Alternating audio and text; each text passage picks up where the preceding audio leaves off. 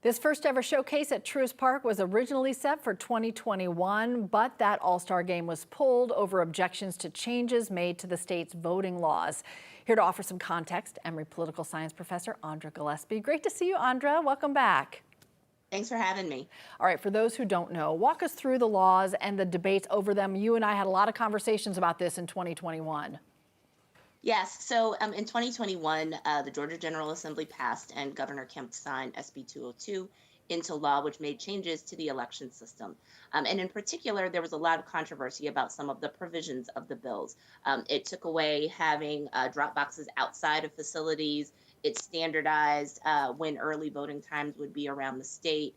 It prohibited outside groups, one from donating to counties to help facilitate the election process and from being able to provide food and water uh, to uh, to people who were standing in long lines. It also created provisions that if a voting precinct had exceptionally long lines, that they were going to have to revisit and kind of revamp their election structure for the next cycle.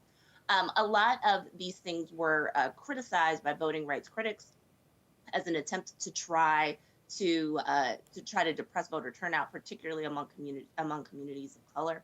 And in the wake of George Floyd's murder, I mean, and corporate efforts to try to make sure that they were standing on what they perceived to be the right side of history, Major League Baseball decided to pull out of Georgia as a protest. This was also something that was certainly being pushed by voting rights advocates in the state, like people like Stacey Abrams and others. Those advocates saying, why would you try to make it harder for anyone to vote? But as you said, particularly in communities of color. And at that time, then President Joe Biden backed pulling the game from here, calling the voting change law Jim Crow on steroids.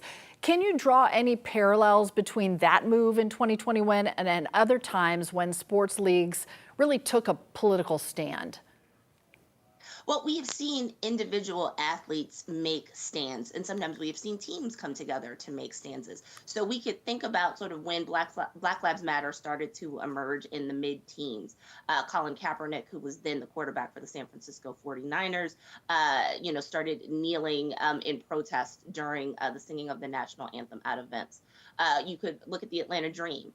During the 2020 election cycle, Kelly Loeffler, who was the senator at the time, who was running for election, she'd been appointed to replace Johnny Isakson.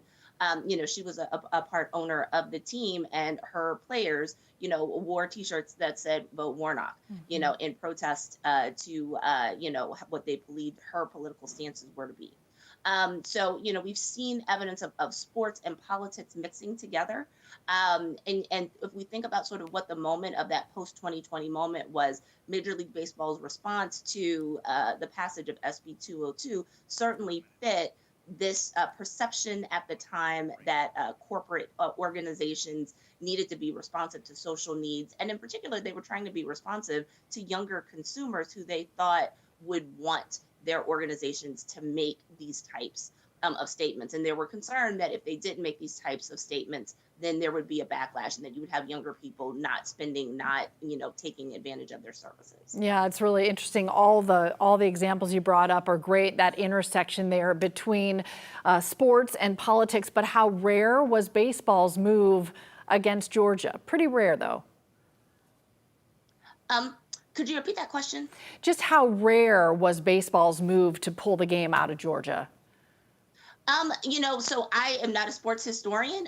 It certainly seemed like, a move that would have been highly unusual at the time. And I think if you want to think about it, I mean, SB 202 is still in the books. We've still had an opportunity to be able to see, what the impact of that law is going to be. But basically, at this point in history, we've seen 30 states that have adopted changes to their election systems that the Brennan Center, a voting rights organization, would actually argue is being restrictive.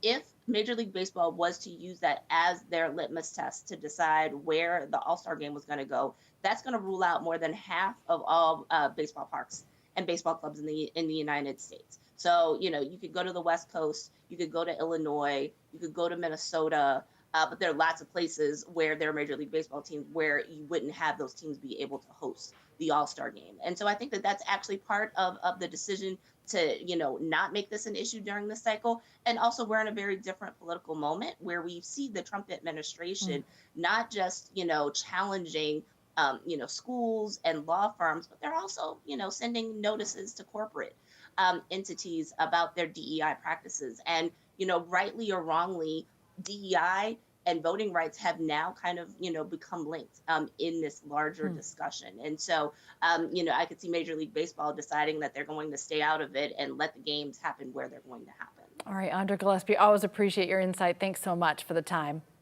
Thank you.